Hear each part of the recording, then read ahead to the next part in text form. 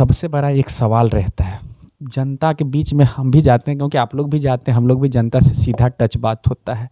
कहते हैं कि अजय निषाद जी के पिताजी भी मुजफ्फरपुर से बहुत दिन सांसद रहे हैं। ये भी बहुत दिन से 10 साल से सांसद है। इनको तो हम लोग मोदी जी के नाम पर वोट देते हैं, इनके पिताजी को भी हम लोग देते थे। लेकिन जो मुजफ्फरपुर उत्तरी बिहार की राजधानी कहा जाता है, जो डेवलप होना चाहिए, वो हो नहीं पाया सर। नमस्कार, आप लोग देखना शुरू कर चुके हैं बिहार वाला और मैं हूं मिथुन कुमार। दोस्तों, बिहार में लोकसभा चुनाव का सुगबुगाहट तेज हो चुका हुआ है और मुजफ्फरपुर से वर्तमान सांसद एनडीए के अजय निषाद जी हमारे साथ है।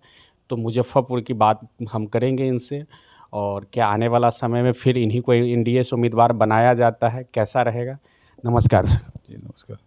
आप पिछले मुजफ्फरपुर लोकसभा से वर्तमान 10 साल से सांसद हैं। क्षेत्र में हम घूमते रहते हैं, कुछ जनता का कहना रहता है कि अजय निषाद जी क्षेत्र में नहीं आते। देखिए, क्षेत्र में हमेशा तो कार्यरत रहते ही हैं, क्योंकि अभी प्रधानमंत्री का जो ऐप अगर आप देखेंगे, अगर हम लोग का जो नमो ऐप अगर खोल के आप देखेंगे, तो किस किस दिन कहाँ कहाँ है, वह जीपीएस लोकेशन के साथ जो फोटो रहता है वो हम लोग का लोड रहता है। जनता 18 लाख 20 लाख है, हर आदमी कोशिश रहता है कि हम उससे सामना सामनी हों, लेकिन जब हम पंचायत में जाते हैं तो जो लोग अवेलेबल रहते हैं उनसे तो भेंट हो जाती है। जो लोग अपना रोजी रोजगार के तलाश में चले जाते हैं तो उससे तो फिर भेंट नहीं हो पाती है। तो उन लोग का हमेशा रहता है कि क्षेत्र में दिखते नहीं, लेकिन हम लोग हमेशा उपलब्ध रहते हैं। हर शनिवार रविवार को मैं हमारा यहाँ पर जनता से मिलने का दिन तय है। उसके हम कहे थे जनता को कि हम जाने वाले हैं सांसद जी का इंटरव्यू लेने, तो कुछ जनता का सवाल था कि उनसे पूछिएगा कि 10 साल से वो सांसद है और अखाड़ा घाट पुल पर बड़ी जाम की समस्या रहती है, बगल में एक पुल 10 साल से बना हुआ है, इसको कैसे देखते हैं। उसमें हमने लोकसभा में उठाया भी है, सदन के पटल पे भी रखा है, उसमें जांच भी आई है। वहाँ पर थोड़ा सा जो मतलब मामला जो विचाराधीन है वहाँ पे, उसमें राज्य सरकार के भी अधिकारी दोषी हैं और केंद्र सरकार के भी दोषी हैं। ज़मीन के मुआवजा के कारण वो मामला लंबित है। तो राज्य सरकार जब तक इसको ख़त्म नहीं करेगी, ज़मीन वाले को मुआवजा नहीं देगी, तो पुल तो चालू होने में प्रॉब्लम आएगा ही। आप ही के प्रचार में मोदी जी आए हुए थे पताही हवाई अड्डा में। बहुत पहले वो वादा किए थे कि मुजफ्फरपुर में एयरपोर्ट बनाएंगे और मोतीपुर चीनी मिल चालू करेंगे। ये वादा जुमला था कि कभी हकीकत सपना मुजफ्फरपुर वासियों का होगा। देखिए, प्रधानमंत्री जी का एक सपना था और उस पर हकीकत पे भी उसको उतारे हैं। उनका एक था कि उड़े देश का आम नागरिक, उड़ान एक स्कीम से शुरू किए थे। अब 2014 के पहले देश में कितने एयरपोर्ट थे उसका आंकड़ा देखिए, और 2014 के बाद जब प्रधानमंत्री बने 10 साल में, तो उसमें एयरपोर्ट का आंकड़ा देखिए कितना ज़्यादा ज़मीनी फर्क आएगा। और लगातार हवाई जहाज़ से उड़ने वाले की संख्या बढ़ रही है। और कंपेयर कभी कभी ऐसा होता है कि ट्रेन का टिकट और हवाई जहाज़ का टिकट दोनों बराबर ही होता है। तो लोग अब सफ़र करने लगे, लोग होशियार हो गए। जिनको अगर साल में 1 2 3 बार अगर यात्रा करने रहती है, तो लोग पहले से ही प्लानिंग करके अपना नेट के जरिए में टिकट बुक करा लेते हैं, तो उनका टिकट बहुत सस्ता हो जाता है। और वो होने के कारण उनका समय का बहुत बचत होता है। मान लीजिए किसी आदमी को छुट्टी अगर 14 15 दिन का है, अगर ट्रेन से आता है तो उसको तो 4 5 दिन आने जाने में ख़त्म हो जाएगा। अगर हवाई जहाज़ से यात्रा आता है तो सेम डे पहुंच जाता है। तो ये सब भी देखने की ज़रूरत है। और जहाँ तक मुजफ्फरपुर पता ही एयरपोर्ट का है, ज़मीन का शॉर्टेज है। राज्य सरकार ज़मीन उपलब्ध कराएगी। अब तो देखिए राज्य सरकार भी हम लोग के साथ आ गई है।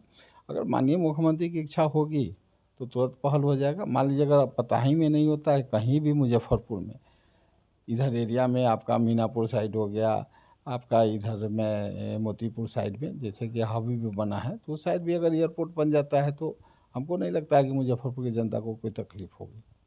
आप 10 साल से सांसद है, मुजफ्फरपुर स्मार्ट सिटी पर काम चल रहा है, लगभग 4 5 साल से काम चल रहा है। अभी बड़ी दुर्दशा है मुजफ्फरपुर में, एक भी सड़क चलने लायक नहीं है, गड्ढा टूटी फूटी एकदम बुरी हाल है। आप भी घूमते हैं मुजफ्फरपुर में, कभी आप इस पर कोई मीटिंग या इसको नज़र से कैसे नहीं देखते हैं कि हाँ इस प्रक्रिया में तेज़ी आए, लोगों को इससे निजात मिल सके। जब भी इसमें जो है हम लोग इसमें एडवाइजरी कमेटी में हैं, ठीक है, तो हम लोग का काम रहता है परामर्श देना। तो उसमें जब भी मीटिंग ये लोग बुलाए हैं तो उसमें हम लोग गए हैं। उसमें ममता दे जी हैं, इकबाल समी इकबाल जी हैं, तो सभी लोग मिल के उन लोग को परामर्श देते हैं। लेकिन ये लोग ज़मीनी कुछ काम करते नहीं। पहले इनका बजट बहुत ज़्यादा था, काम ना करने के कारण पैसा कटते घटते चला गया। अभी जो भी काम होता है कहीं से एक सिरा नहीं करते हैं, एक रोड ढालते हैं तो फिर तुरंत तोड़ने के लिए भी तैयार हो जाते हैं। तो कहीं ना कहीं नगर निगम का जो सिस्टम है वो सही से काम नहीं कर रहा है। मानते हैं आप इस बात? हम ही मानते हैं इसमें। मुजफ्फरपुर में जो है सो आप जो है सो घूमते फिरते ही रहते हैं, सब जानते हैं। औराई कटरा तो आप जाते ही हैं क्योंकि आपका क्षेत्र है। औराई कटरा में बरसों से एक मांग है चचरी मुक्त और प्लस बभनगामा घाट पुल। ये कब होगा और औराई चचरी मुक्त कब होगा? जहाँ तक ये जो अतरार वाला पुल की आप बात कर रहे हैं तो ये बिहार सरकार के अधीन है। उसमें 2-3 बार बहुत काम हुआ फिर ब्रेक लग जाता है। हम भी जब चुनाव जीते थे तो एक 5 प्राथमिकता में पहला प्राथमिकता ये पुल भी था। लगातार इसमें को हर मामले में हम उठाए हैं, लोकसभा में उठाए हैं, जहाँ जहाँ ज़रूरत हुआ उठाए हैं। लेकिन राज्य सरकार की अनदेखी के कारण अभी तक इसमें कुछ सार्थक पहल नहीं हुआ है। अब फिर सरकार हम लोग के साथ में आए हैं, रामसूरत जी से फिर हमारी बातचीत हुई है। इधर भी सदन हुआ था तो हमने बोला था कि भाई इसको देखिए, जैसे भी वो मुख्यमंत्री को मना के, तो मामला पता चला है कि कैबिनेट में फाइल अटका हुआ है। वहाँ से अगर पास हो जाता है तो ये अड़चन भी दूर हो जाएगा। जो है सो सर मुजफ्फरपुर एसकेएमसीएच का में जो इलाज की व्यवस्था है और सदर अस्पताल में इलाज की व्यवस्था है, क्योंकि गरीब लोग ही इलाज कराने उस समय आते हैं। वहाँ देखते हैं ना टाइम पर डॉक्टर का बैठना। आपको पता है एसकेएमसीएच में अल्ट्रासाउंड के लिए सर 1-1 महीने का टाइम लिया जाता है। एक ही अल्ट्रासाउंड है, 1 महीने बाद अल्ट्रासाउंड होता है। कभी इस मैटर पर कभी आगे बात? अभी तक इस मामले में किसी ने शिकायत नहीं दर्ज किया है। लेकिन आप ये भी देखेंगे, आंकड़ा जब आप देखेंगे तो पीएमसीएच और एसकेएमसीएच में पीएमसीएच से ज़्यादा मरीज आ रहे हैं। कहीं ना कहीं हॉस्पिटल में अगर मरीज आ रहे हैं तो इसका मतलब है कि वहाँ के डॉक्टर, वहाँ का सिस्टम अच्छा काम कर रहा है, तभी भीड़ बढ़ रही है। इलाज लोग का फ़ायदा हो रहा है तभी भीड़ बढ़ रही है। अगर इलाज सही से नहीं हो, वही आप सदर हॉस्पिटल का देखेंगे तो यहाँ पर आमद कम है, यहाँ मरीज नहीं आते हैं, लेकिन एसकेएमसीएच में भीड़ रहती है। सबसे बड़ा एक सवाल रहता है, जनता के बीच में हम भी जाते हैं क्योंकि आप लोग भी जाते हैं, हम लोग भी जनता से सीधा टच बात होता है। कहते हैं कि अजय निषाद जी के पिताजी भी मुजफ्फरपुर से बहुत दिन सांसद रहे हैं। ये भी बहुत दिन से 10 साल से सांसद है। इनको तो हम लोग मोदी जी के नाम पर वोट देते हैं, इनके पिताजी को भी हम लोग देते थे। लेकिन जो मुजफ्फरपुर उत्तरी बिहार की राजधानी कहा जाता है, जो डेवलप होना चाहिए वो हो नहीं पाया सर। देखिए, किसी भी लोकसभा से अगर मुजफ्फरपुर का कंपेयर करेंगे तो यहाँ पर काम बहुत हुआ है।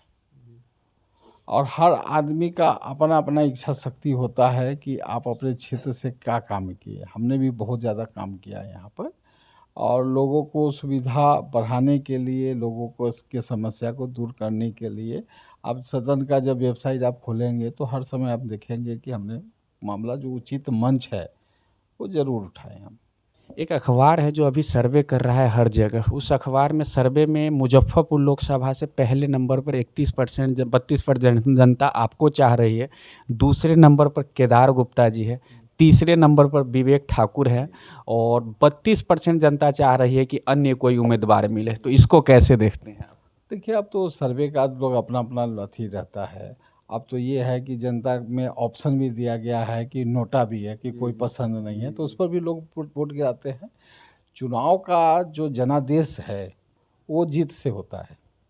अब उसका परसेंटेज क्या है उससे मतलब नहीं है। जितना जनता अगर जिताती है तो उसका जनादेश सबसे बढ़िया है। जनता अगर मझधार में छोड़ देती है तो फिर उम्मीदवार को एक नया रास्ता दिखाती है कि आप फिर से मेहनत कीजिए और फिर से लड़िए, फिर से खड़ा होइए। तो ये जो चुनाव है वो जनता का है, और जनता का जनादेश जिधर रहेगा उधर ही चुनाव में जीत हासिल होगी। क्योंकि अब धनबल बाहुबल का ज़माना ख़त्म हो गया। जनता का जो समर्थन है वो प्यार से, सम्मान से, उनसे रेगुलर मिलने से, उनसे बात करने से, उनके समस्या को दूर करने से ही मिलेगा। हवा हवाई में कुछ नहीं है। जनाधार आदमी का उसी होता है जो ज़मीन पे काम करता है। आप आश्वस्त हैं कि इस बार फिर एनडीए से मुजफ्फरपुर से आपको उम्मीदवार बनाया जाएगा? देखिए, हम लोग का काम रहता है काम करते रहना, और जो देखने वाला है भारतीय जनता पार्टी में वो देखते रहता है।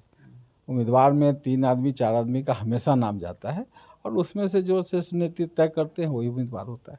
बिहार में सर आप निषाद जाति से आते हैं।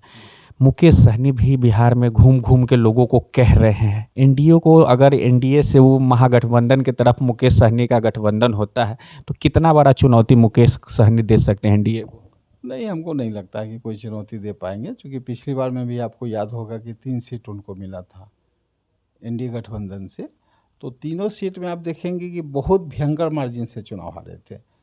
जो उनको वो सीट मिला था मधुबनी, जहाँ से अशोक यादव जीते थे, वहाँ से वीआईपी का ही उम्मीदवार था, तो 4.5 लाख वोट से वो हराए। मुजफ्फरपुर से हम 4,10,000 वोट से हराए। खुद मुकेश सहनी जो है वो भी 2,70,000 वोट से चुनाव हारे हैं। तो ये चुनाव का जो गैप है वो उनसे नहीं है उनके अति में कि वो इसको कर पाएंगे।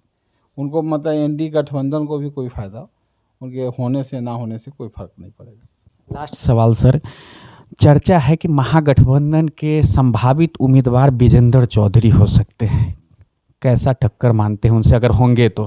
किसी न किसी से तो लड़ना ही है हमको, कोई भी आते हैं तो उनका स्वागत है, और जीत हार तो जनता तय करती है। जिनका समर्थन होगा वो चुनाव जीतेगा। चुनाव आ गया हुआ है, अजय निषाद जी मुजफ्फरपुर की जनता को क्या संदेश देंगे? हमने तन मन धन से हमेशा जनता की सेवा किया है, और जनता से आग्रह है कि परीक्षा की घड़ी में हमारी मदद करें, हमारा साथ दें, नरेंद्र मोदी के हाथ को मजबूत करें। तो ये मुजफ्फरपुर के सांसद अजय निषाद जी हमारे साथ थे। आप लोग कैसे इनको देखते हैं और इनकी बात को देखते हैं, ज़रूर बताइएगा। जय बिहार, जय बिहारी।